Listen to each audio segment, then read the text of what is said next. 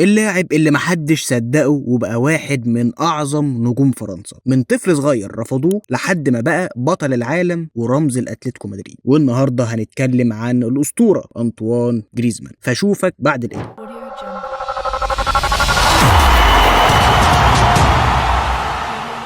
في الكورة في لعيبة الموهبة بتفتح لهم كل الأبواب ومن أول يوم، وفي لعيبة تانية لازم تحارب عشان الناس تصدقها. وقصة أنطوان جريزمان من النوع التاني، لاعب كان في ناس كتير شايفاه صغير وضعيف ومش هيقدر يوصل، لكنه أثبت إن الإصرار والشغل ممكن يخلوه في حتة تانية ويخلوا أي حلم يبقى حقيقة. أنت صغير ومش مناسب. بداية أنطوان جريزمان الصعبة. جريزمان اتولد في فرنسا سنة 91، ومن وهو صغير كان حلمه واضح، يبقى لاعب كورة قدم محترف، لكن الطريق طبعا ما كانش سهل خالص. لما كان بيروح اختبارات الأندية كان بيتقابل بالرفض بسبب جسمه الصغير، وكان في برضه ناس شايفة ان هو مش هيقدر ينافس لعيبة اكبر واقوى منه، لكنه بدل ما يستسلم قرر ان هو يثبت العكس. راح اسبانيا وهو لسه صغير، وهناك بدأ يبني نفسه مع ريال سوسيداد، النادي اللي اداله الفرصة اللي كان مستنيها. ومع ريال سوسيداد الناس بدأت تلاحظ ان في لاعب مختلف. جريزمان ما كانش مجرد جناح سريع، لا ده كان لاعب بيفهم الملعب بطريقة مختلفة. كان يعرف يتحرك في المكان الصح، يدي تمريرة عالمية أو ينهي الهجمة بنفسه. ومع كل مباراة كان بيكبر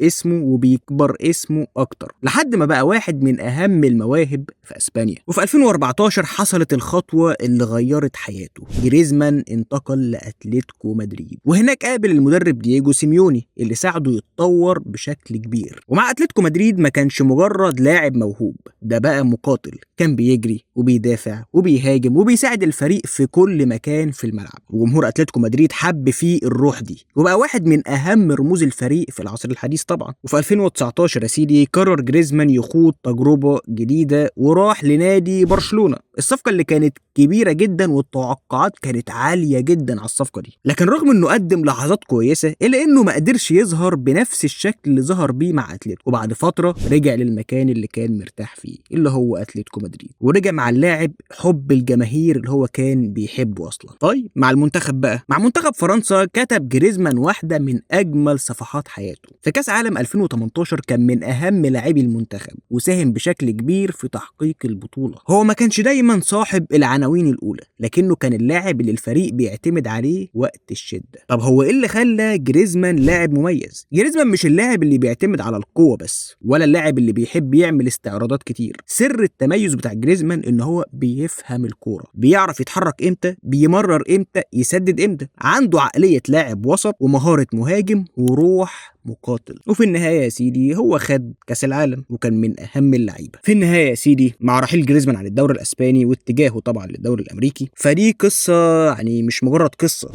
قصه لاعب كسب بطولات وكان من افضل اللعيبه. دي قصه لاعب اتقال له مش هتنفع كتير، لكنه فضل يحاول لحد ما واحد من افضل لاعبي جيله. من طفل صغير رفضته الانديه للاعب رفع كاس العالم وكتب اسمه في تاريخ الكوره. جريزمان ما كانش اسطوره من البدايه، جريزمان هو اللي صنع اسطورته بنفسه. فبس كده يا سيدي، سلام.